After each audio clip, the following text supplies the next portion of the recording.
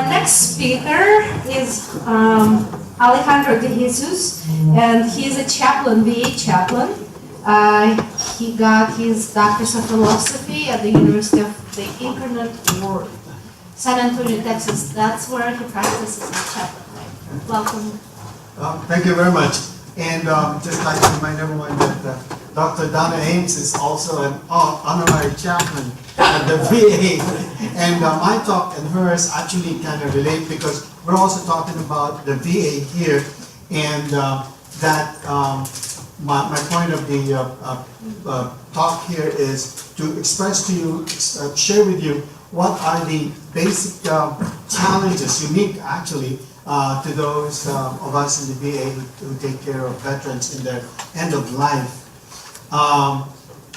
Actually, for the most part of my 34 years, my priestly life, I was devoted mainly to education and educational leadership until about in 2010 when I took it seriously. And I fell in love with it because while I was writing my dissertation, I had to augment my expenses by becoming a healthcare chaplain. And because of that, I started to have a love affair with healthcare ministry and started a little more seriously back in 2011. In excuse me, this is not moving.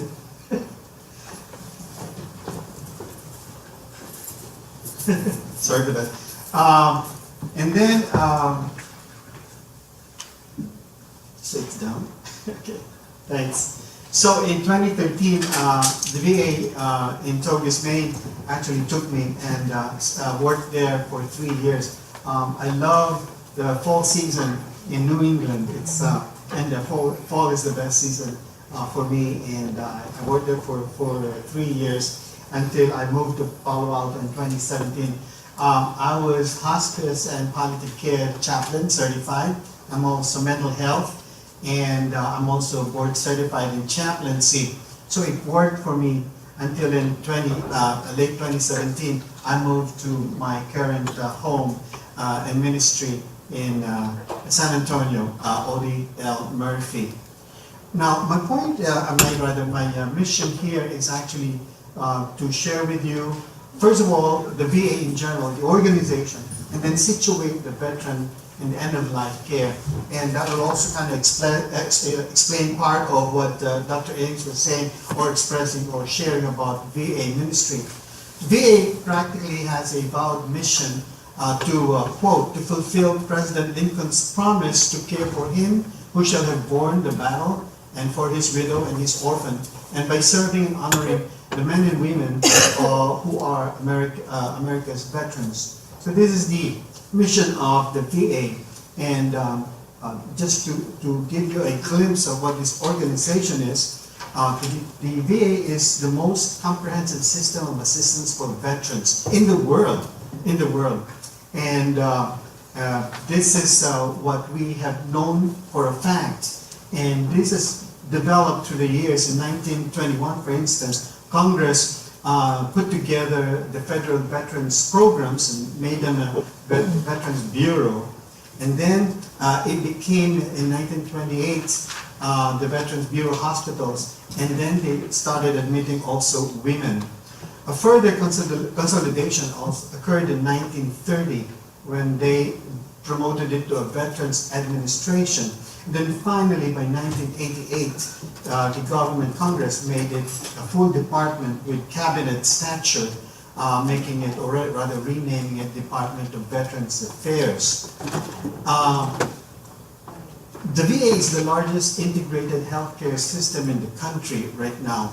It provides a host of services from primary care, specialized care, other medical and social support services to other veterans. It covers 1,200 VA healthcare facilities throughout the country and over 172 medical centers and outpatient clinics. And its advancement in medical research is also remarkable. And all these are what we call aforementioned in what a department, administration, the Veterans Health Administration, which is the largest part of the Veterans Department. The second of three departments, of course, is the Veterans Benefits Administration, which determines how much a veteran will get in the course of their lifetime. And it determines different benefits rather as compensation, pension, fiduciary services, education and assistance, even mortgage, rehabilitation and life insurance. And all this, of course, for the service of the veterans. And we will see here that many of these benefits are actually studied and presented in detail, and it's not automatic. Some of them will have to apply for these benefits. Now, the third and last component of the veterans is the National Cemetery Administration. And this is the Cemetery Administration takes care of all the national cemeteries where veterans and their beneficiaries and eligible members are also buried, covering over 21,000 acres of land throughout the United States. And it is also made possible by the budget given to the veteran. Incidentally, that's the burial ground of O.D.L. Murphy, the most decorated World War II veteran, and after whom our hospital was named. Now, these are the three departments of the veteran, and just to note that the VA employs 392,000 employees, making it the second biggest employer in the country next to the Department of Defense. It has a budget of $198.6 billion. And just to kind of get an idea what this is, $198.6 billion is actually ranked 21st in a list of 228 nations or national budgets. It's actually between Austria and Norway. And it outranks countries like Turkey, Denmark, Finland, and Indonesia. So it's ranked 21 of 228 national budgets. These are the benefits of, or rather, the VA has over 19 million veterans, 19.6, but only 9.15 million veterans are enrolled in the VA care. So that budget serves only not even 50% of possible veteran population. And we have, in fiscal year 2018, 6.31 million unique treatments, meaning 6.34 million veterans actually came for service. Access was an issue, especially with the Phoenix, Arizona VA scandal, because not enough veterans are actually treated promptly on time in a timely fashion. So there is a law now that says this is the average time, say 30-minute drive to a veteran facility. If it's more than that or so many miles, then the veteran may choose a private healthcare facility. Appointment wait times. Dr. Ames was saying that there are just not too many therapists. If the appointment wait goes beyond 20 days for primary care and 30 days for specialty care, then the veterans may choose other non-VA facility. How about women veterans? We have, by 2018, 1.92 women veterans, and that's about 10% of the veteran population. And while the veteran population is, forecast to decrease in number by 2037, the population of women veterans would have increased up to 2.17 million, or about 113% increase by 2037. And the women veteran population is more racially diverse than the male veteran population. Moreover, the data shows that women veterans have higher educational levels but lower median incomes, higher poverty incidence but with lower health insurance than their male counterparts. Now you will agree with me that those disabled women veterans look gorgeous. They look like fashion models, right? And that they exude joy, and you know, they don't look like disabled at all. So these are real disabled women veterans. Benefits are basically there is funding for in benefits. However, not all veterans receive benefits equally. No, the younger ones, for instance, they have this many kind of services for the veterans.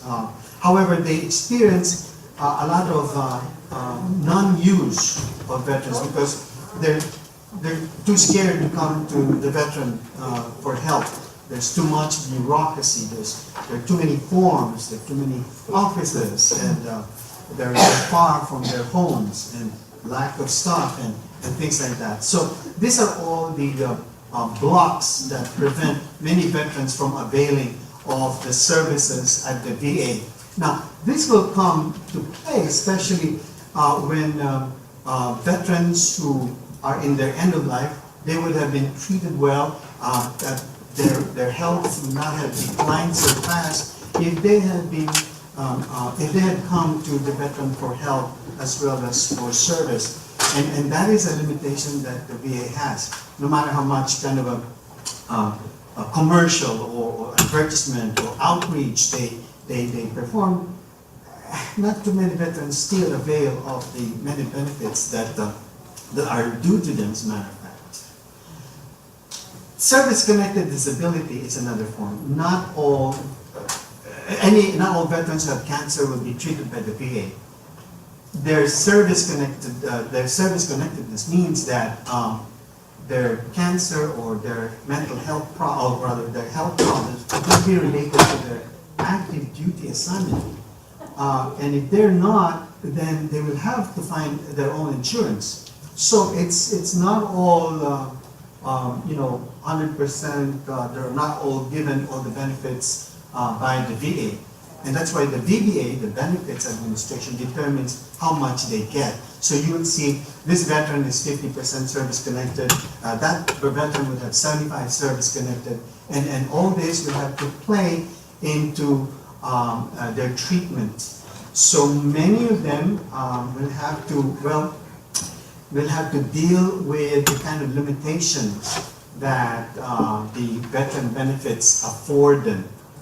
Now, some of these service-connectedness, the more famous ones, of course, would be the Agent Orange, for instance, when from 1961 to 1971, all veterans, or rather all soldiers who were assigned to Vietnam were exposed to Agent Orange herbicide, and so therefore the certain cancers and health problems associated with this, with the use of this herbicide, afforded the veteran all the treatment as well as compensation that the law allowed them.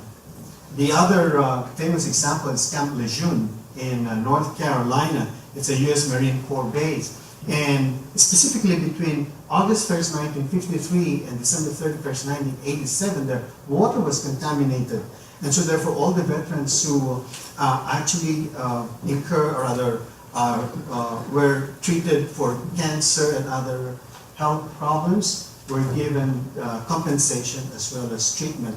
In 1912, the law extended it to even their families. So their families who encountered health problems related to the water contamination were also reimbursed by the government.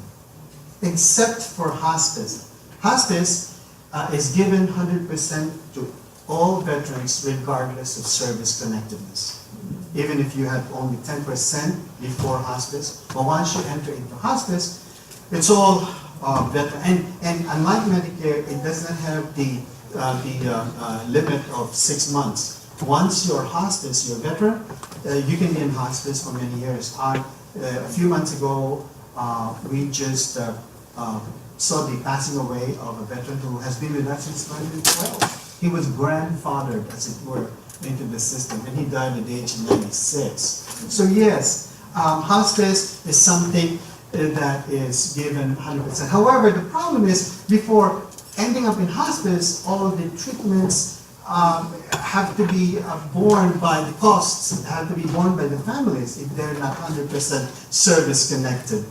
And this is kind of a challenge, especially for the chaplains dealing with veterans who have not been treated well, or whose health declined very fast because, well, they didn't have the funds or their insurance did not provide until hospice care. So now that we have more or less kind of a general idea of the veteran, let's have 3 cases. And these 3 cases are, excuse me, and these 3 cases are kind of hopefully will give you an idea of what unique challenges chaplain ministry face when it comes to veteran care. The first I entitle "A Veteran in Pain, but with Hope." Now, John was a 72-year-old veteran admitted to the Community Living Center, or CLC, in January of that year from a nursing home. He served in the military for 4 years post-Korean, afflicted with advanced amyotrophic lateral sclerosis, or ALS. He used an electric chair and was initially communicating through an iPad with speech enhancement. Later on, he was given a keyboard with monitor. He also presented with depression and was 100% service connected due to PTSD. He had no history of alcohol and substance abuse. I welcomed him to the CLC unit, being its chaplain. Now, the veteran had been divorced 4 times, had 5 children, 2 of whom died in their youth, and all from his first marriage. All 3 children live in different states. The eldest had the MPOA, the second had no relationship with him, while the third was then incarcerated in a southern state. He refused to talk about his children, and in general, and especially the one in prison. When he was admitted, he was on a 24-hour watch for some time due to his attempt at suicide while he was in nursing home by driving his electric wheelchair to the middle of the street. My initial assessment centered on 2 main concerns. A, deepening sense of loss of meaning in life, exacerbated by his worsening ALS, as well as family issues such as son's incarceration, no relationship with children, and practically no social ties left. And B, intense need for emotional support, a broken self-image, and deep disappointment at what was happening in his life and the lives of his children. In terms of spiritual distress or spiritual suffering, this veteran could be rated as severe with a suffering level of between 9 and 10, with 10 as the highest or extreme suffering level. A couple of things were going right for him: his strong faith and his steadfast devotion to the sacraments and other spiritual resources. He attended not just Sunday Masses, but also the weekday Masses, as well as regularly and fervently received Holy Communion. He also came for confession using his iPad. Later on, he typed his confession on a keyboard with monitor, provided for ALS patients in advanced stage like this at the VA. I also taught him to use his iPad and later his keyboard to count the Hail Marys when praying the Rosary, since he could not, of course, use his beads. Much later, when he could not use even the keyboard and unable to concentrate, I provided him with Rosary prayers with CD, which was turned on by the staff. The veteran's outstanding use of his resources were effective in counterbalancing his level of suffering, which can then be lowered from 9 to 10 to perhaps a 5 and 4. My care plan therefore made extensive use of his faith and spiritual resources in his struggles. It made sense of the meeting with a worsening disease as well as a broken family relationship. During Lent, for instance, I guided him through meditation on the sufferings, pain, humiliations, and struggles of the Lord, leading him to realize tearfully that he shared in those sufferings. And quote, he said, violence done to Jesus. And he wrote this in his iPad. I affirmed his realization and connected it with the Holy Communion. Now, through constant emotional support, he slowly opened up, and I aided him in identifying the hurts and fears that underlay his anger, much like what Dr. A was saying, realizing it was more uncertainty about the future that caused his anxiety. A few weeks into the care plan, he scribbled body wreck, W-R-E-K. Of course, he could not type too many letters. Body wreck, inside good, meaning his spirit was good. So it was a kind of joyful thing for both of us. In mid-April, however, his health declined terribly, and then he tearfully was requesting for aggressive pain management. He continued to receive palliative care, but he could not be admitted to hospice because it was full house. I mean, there are just too many. But they already started with hospice care in the CLC unit. Now, my updated spiritual assessment now included changes in his condition. Twice within the span of 2 weeks, he requested for anointing of the sick, and I provided that to him. Now, while waiting for hospice, he again requested for more aggressive pain because ALS, for those of us who understand the disease, is eating up the person in pain and making it even more unbearable. So he pleaded with us for that. And he was finally, when he was admitted to the hospice and requested more pain management, the director and social worker came to him and told him, hey, are you sure that this is what you want to do? And you know, he could not even move his eyebrows, but he could move his eyes and part of his eyelids, and he affirmed it, he confirmed it, and then looked at me on the side and showed some movement and, you know, that kind of intense, whatever he could still move in the midst of pain. And I just told her, I know, John, what you want to say, and I love you too. A couple of days, he passed away.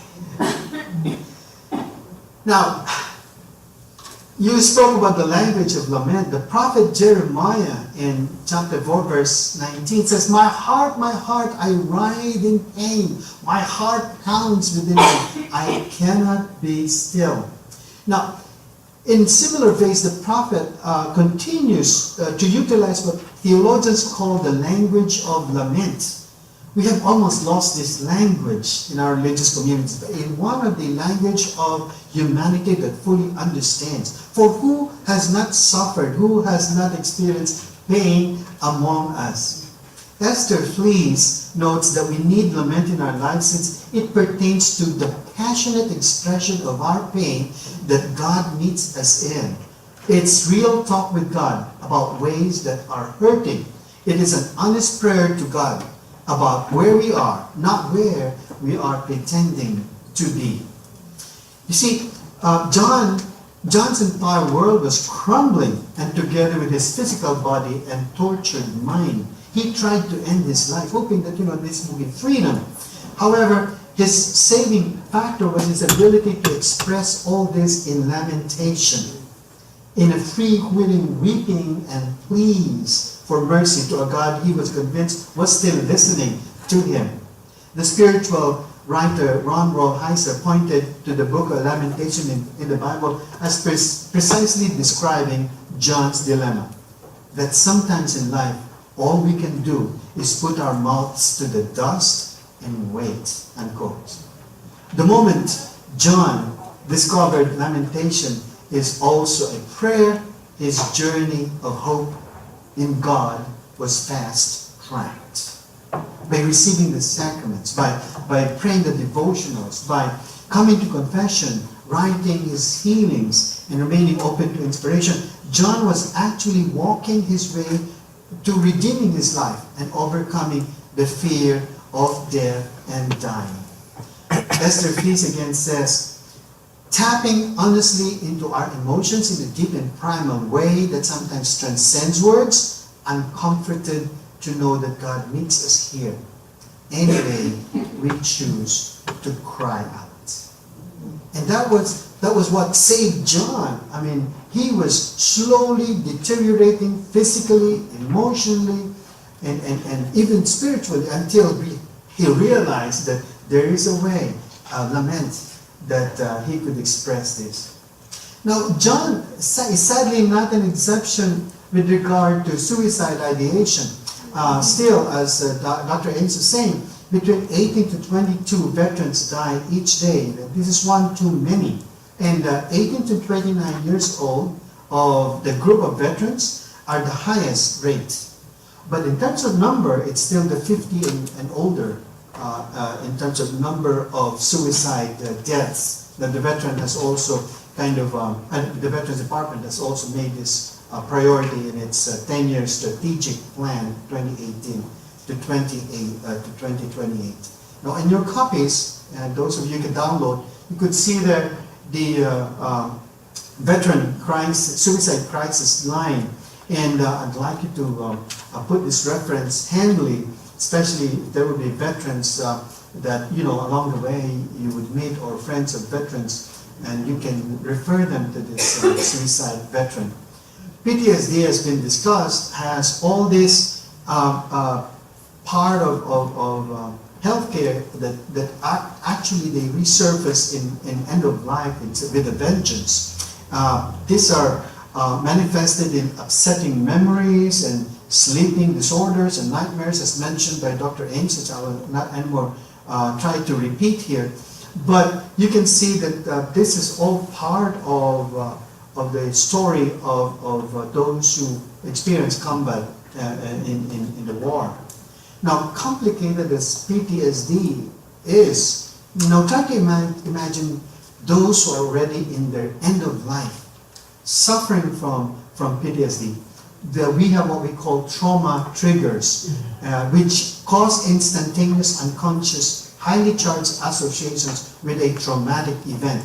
In Maine, I witnessed an 88-year-old World War II veteran screaming just a couple of days before his death, "Sulfur! Sulfur! Get me out of here!" Like sulfur. And all of this is part of a veteran's life, end of life experience. And this is actually the realities that providers, especially the chaplains, will have to consider. The moral injury, of course, is another consideration. It's another problem that we have to consider. And of course, we see here the veteran service related. Those in the Vietnam right now, the population of the Vietnam veterans are the most in number. Now, moral injury, as has been discussed expertly, is also a very big burden of providers dealing with end-of-life issue. Because, like I said, when they resurface in end-of-life, they are magnified. And studies reveal, of course, that many instances eventually lead to moral injury. Following experiences more prevalent, like harm, especially unintended harm to women and children and the elderly. Disproportionate violence has been described. Violence among ranks, as well as military sexual abuse. Now, Dr. Ames showed this a while ago. This is another version. You can see here PTSD and moral injury overlapping. And the symptoms in the middle are those shared by both of them. Now, one consideration here is that PTSD is considered by DSM-5 as a disorder. That's why it's a post-traumatic stress disorder. But moral injury is not yet determined as a disorder, which led Rita Nakashima Brock, the author of Soul Repair, Recovery from Moral Injury After War, expressly noting, quote, moral injury is not a disorder, but rather a normal response to extremity. That is the reason why she added, the treatment or therapy may not be sufficient in dealing with MI. And what it needs, she says, is a process to experience forgiveness and spiritual reconnection. So, what must chaplains do to help veterans who are entering the end of life while at the same time suffering from symptoms of PTSD and moral injury? Let's take a couple of examples. The second case that I'd like to share with you is one that I entitled A Woman in Combat. Jane, of course the names here are not their actual names, HIPAA, John and Jane, John Doe and Jane Doe. Jane grew up in an age where women were fast being integrated in the military. She joined the Marine Corps in her early 20s. She was so excited, she was full of enthusiasm. This is it, women will conquer. And true enough, she was very proud of it. So she prepared for Operation Iraqi Freedom. She recalled that it was the best time of her life. Now, as a staff sergeant, she saw action in ground combat where she participated in various assaults on civilian villages suspected of hiding armed insurgents. After suffering numerous casualties, the U.S. forces declared an all-out offensive. Now, in one of those assaults, her squad leader ordered them, quote, to shoot and eliminate all moving things. I mean, animals as well as human beings. So that was the order. Now, in the midst of shooting in darkness, she heard screams of women and children. After seeing bodies of men, the elderly, women and children strewn on the ground, she later said to herself, I am sure I killed some of them. Now, the sad thing is, this happened quite a few more times in her 6 months of deployment. Much as she didn't want it, she was being ordered to do it. Now, back in the United States, in the US base in Texas, Jane began exhibiting behaviors of maladjustment such as nightmares, loss of appetite, agitation, excessive guilt, and decreased energy. She experienced so much distress with intrusive memories that those bodies, unarmed civilians and children. She was likewise diagnosed with partial loss of hearing due to issues of bomb blasts. Her performance deteriorated and twice nearly requested for discharge. Now, after years of suffering, she was diagnosed officially with PTSD and later with MI. Throughout this period, she never married, had 3 botched relationships, and never had children. She claimed no religious preference, but acknowledged growing up in her mother's Baptist tradition. At 36 years old, Jane was diagnosed with advanced colon cancer that also metastasized to the liver and kidneys. When she first heard the sad news, Jane remarked to the team that she rightfully deserved to die as punishment for her sins in the war. Members of the palliative care team and hospice teams made sure that the transition to hospice was smooth and that all her needs and preferences were identified and addressed. Providers need to medically respond to her recurring PTSD symptoms, especially her discomfort at night and sleep disturbance. The psychologist and the chaplain worked together to address her other emotional and spiritual anxieties. The room had to be free from loud noises while aromatherapy and music were made available. PRN for coming moments. Restraints were disallowed. Devastation and despair are twin consequences of PTSD and MI, and chaplaincy intervention must take this into consideration.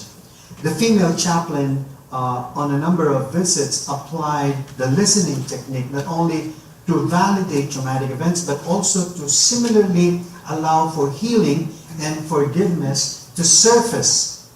The chaplain guided Jane through a series of prayer for forgiveness, using the language of confession as a means. In one of the prayer rituals, she and the chaplain performed, the chaplain performed, Jane rather invited the nurses and staff who provide her care to join them. Now on the table, covered in white cloth, Jane and the chaplain made paper flowers of blue and pink, representing the lives lost in the battle, especially the little children. Now on top of each paper flower was a small votive candle.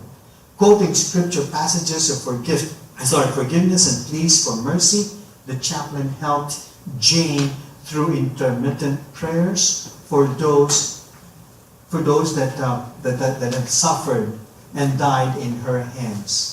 She evoked each prayer intention, and as she does that, Jane dipped the lighted candle of the bowl at the bowl of the water, and then at the center of the table, then lit each of the votive candles one at a time. The lighting of the votive candles was interrupted with Jane's weeping. At the end of the ritual, everyone joined in the singing of the Amazing Grace. In many similar rituals and prayer sessions, not just once, many others, Jane was able to express remorse, regret, and forgiveness. While not consistently religious, Jane had moral expectations and standards that formed part of her character. Dr. Harold Koenig, one of the top opponents of using religion in patient treatment, noted that when these expectations and standards are transgressed, the person experiences deep feelings of shame and guilt, as expressed and explained very well expertly by Dr. Ames. Now, we need also to connect this with feelings of unforgiveness, or the idea of being punished by the Supreme Being. Chaplaincy, therefore, must integrate all this into its spiritual care, and especially at the end of life. Now, my third and last case is one that I entitled "A Man Violated." Pedro was a Hispanic Navy mechanic in his early 20s, working as an assistant in the ship's air conditioning and refrigeration equipment room in the 1970s. It was his first voyage, so he was so excited. His first voyage in the sea, and this lasted for a few months. Well into the second month of the voyage, while fervently working to repair one of the vents, he was sexually assaulted by 6 of his shipmates, who he described as with very bulky bodies. He was tied to a table, face down and naked, with his legs hanging by the side, while his rapists took turns penetrating him. His screams of pain were muted by the noise of huge machines and the air conditioning equipment. They also inserted other things he could not identify or remember into his rectum. Pedro lay sick and in pain for days. After a few weeks, he decided to seek the help and advice of his supervisor, who, after hearing his report, decided also to rape him. His supervisor twisted his right arm so badly that he had to secure it with a sling for weeks. The supervisor threatened Pedro with demotion, or worse, extension of deployment in the sea if he squealed. Pedro began to isolate himself from the rest of the crew, often in deep wonder or shock, always jumpy and on edge, especially when he worked alone. He entertained a lot of suspicion and felt deep anger and resentment. These are all telltale signs of military sexual trauma. MST, military sexual trauma, revealed that the data revealed that 1 of 4 women and 1 out of 100 men replied affirmatively when asked if they had been or they have an experience of MST. While the percentage is lower for men, they are numerically more men sexually assaulted than women, simply because of the much higher male population in the military. Moreover, some data reveal that only 6% of women and 1% of men reported cases of MST. Actions under both sexual encounters and sexual harassment fall under the concept of MST. And that includes inappropriate sexual jokes and lewd comments, unwanted physical contact that makes one uncomfortable, repeated sexual advances, as well as quid pro quo exchange for sex. Soon after his MST encounters, Pedro was discharged dishonorably due to consistently negative behavior, such as fist fight in the ship, insubordination, not following safety instructions, etc. I'm sorry, can I interrupt you? Sure, Did he report this incident? he did. To his What supervisor. happened? He was raped. No, I mean, after that. Obviously after the not. supervisor. If he did, he was not listened to. Remember, this was in the 70s. Right now, they're not even listened to. I mean, we just had a Congress, what do you call this, investigation 3 years ago. And the generals were not even willing to put that on record. I mean, Google it. I mean, this is just 3 years ago. I mean, the Congress, but his case is in the 1970s.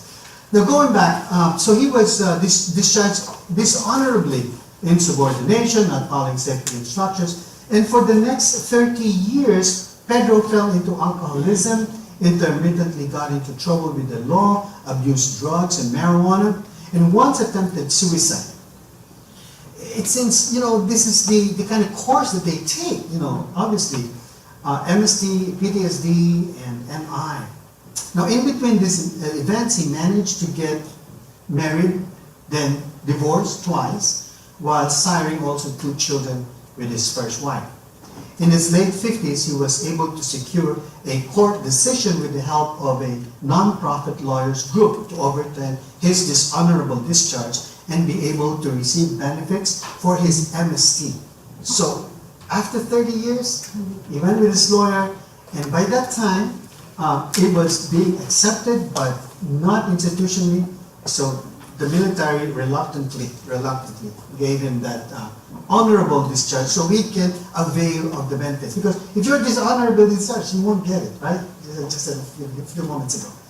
So he went through a 28-day rehab treatment and another 90-day long-term rehab that included support to gain and maintain word. Then, in his mid-60s, Pedro was diagnosed with liver cancer that metastasized into his other organs. As a hospice patient, all the symptoms of MST resurfaced again with a vengeance, especially his depression, extreme range of emotions and combativeness, momentary feelings of numbness, as well as the inability to trust and the tendency to isolate himself, not just from his family and friends, but also from the staff of the hospice department. Pedro had initial difficulty relating and believing his medical team. His distrust was also evident when the medical team first broached the idea of hospice, when all treatment procedures seemed to be ineffective. The chaplain likewise faced the difficulty of regaining Pedro's trust in God, who Pedro blamed for his fate. And he was asking the question, is this the fate that he deserved after cherishing his religion and faith when he was a kid? Is this God? Is this what God is repaying me for? So the chaplain spent many visits listening to Pedro, slowly allowing him to reveal what he could and wanted to reveal while assuring Pedro of compassionate support. The chaplain likewise applied the hope method. It's very similar to what Dr. Pachalski mentioned this morning about the 5K. We have around half a dozen of those. They're similar, they're parallel tools, and hope is one of them. What is hope? First is H, hope. What were Pedro's sources of hope? Sources of meaning, comfort, strength, peace, and love. From where did he draw internal support, and what did sustain him during those desperate moments? And so Pedro realized that at his lowest point, he remembered he would turn to his guitar and start to sing, and that would provide him some respite and even calm for his struggles. What is O, what is organized religion that he recognized? Or what aspects of his religion or spiritual community, it doesn't have to be a church, did he find helpful? Pedro's second wife had a virtue he loved about her, her stubborn reliance on God and church attendance. That he shared with the chaplain, introduced him back to participating in our local church. And the memories of those years he spent in the church choir gave him the resolve to find God again in his life as he was grappling with dying. And then P, questions about his personal practices. P for personal practices of spirituality. Similarly, it indicated to Pedro that he was not devoid of any spiritual insight. After leaving the church, he did not stop being spiritual, and that he realized the simple practices of bedtime prayers and occasional church visits and attendance emanated from his deep personal spirituality. Now, this likewise touches on a sensitive part of many of the veterans' lives. Support system is what keeps them alive. Family, friends, Is there a need to reconnect or reunite with any loved one? Is closure with anyone a desired goal? And how does the veteran feel about doing it? Would he like the chaplain and other providers to make that possible for him?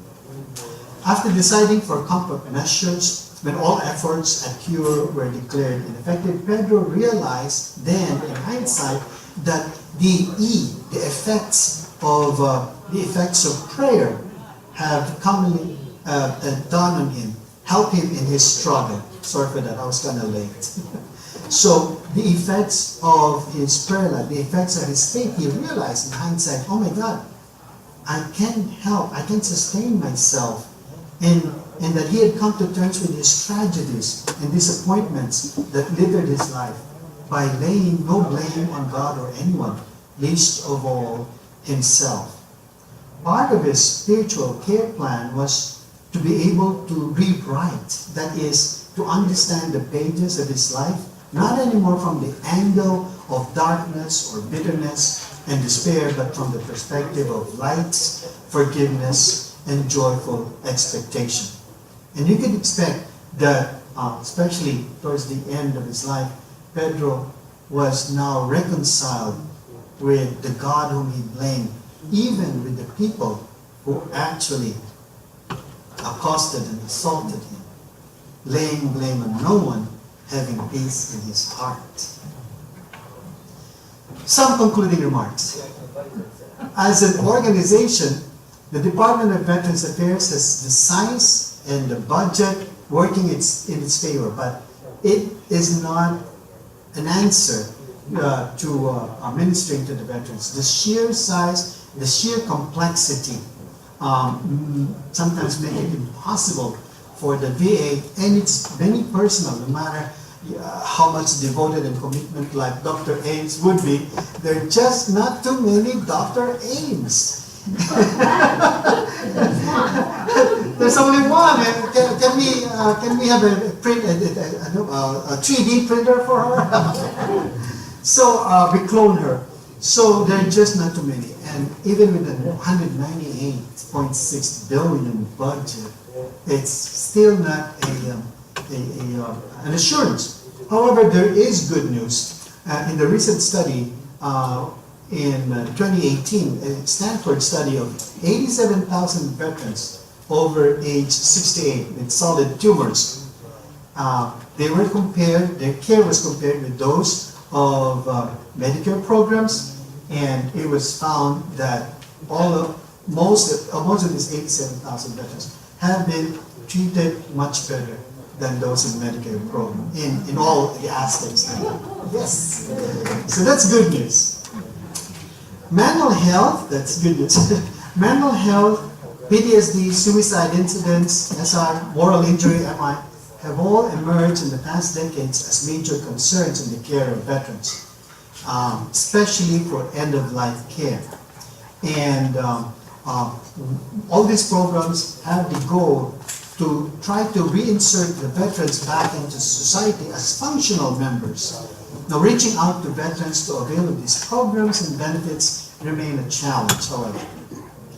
The existence of mental health, PTSD, SI, and MI in end-of-life care creates a perfect storm, as the 3 cases that I mentioned to you, and 1,000 more cases.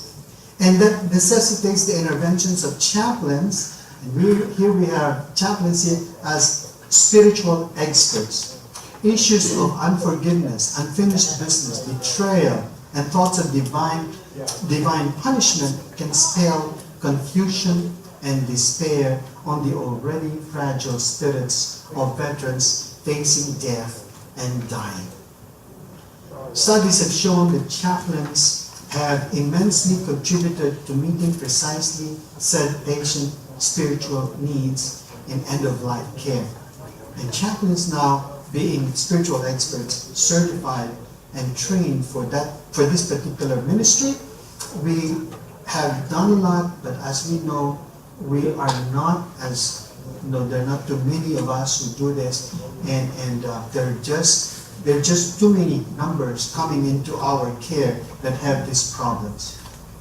By focusing on the veterans' strengths and resilience, chaplains can assist them in finding meaning in the midst of tragedy, abuse, neglect, addictions, and other existential sources of distress. Chaplains are professionally trained to expertly apply the tools for spiritual screening and assessment in order to gather a spiritual history of the veterans towards coming up with personalized spiritual care plans. And while most providers are chaplain generalists, it's only trained, certified chaplains who are specialists and experts in this. The essential role of the chaplains, chaplains perform in assisting in end of life to navigate the journey towards better coping, as well as to negotiate their terms in the face of death-dealing elements in their lives, have proven time and again, and by many studies, to be beyond doubt. A saying on resilience goes like this: we cannot direct the wind, but we can adjust the sails. Allow me to paraphrase this in this way. Chaplains are an expert help in determining the wind velocity as well as in adjusting the sails. That's who we are. This is Dame Cicely Saunders. He was a nurse and certified as medical social worker and eventually becoming herself a medical doctor. She studied the process of dying and caring for them during that process. She pioneered and later established the St. Christopher Hospice, the world's first purpose-built hospice in 1967. As her co-founder, Anthony Mikhnievich, was dying, Dame Saunders was said to have confirmed that, quote, as the body becomes weaker, so the spirit becomes stronger, unquote. Now, I'd like to take final inspiration from Dame Cicely Saunders and leave these words of hers to you. You matter because of who you are. You matter to the last moment of your life. And we will do all we can, not only to help you die peacefully, but also to live until you die. Thank you all very much.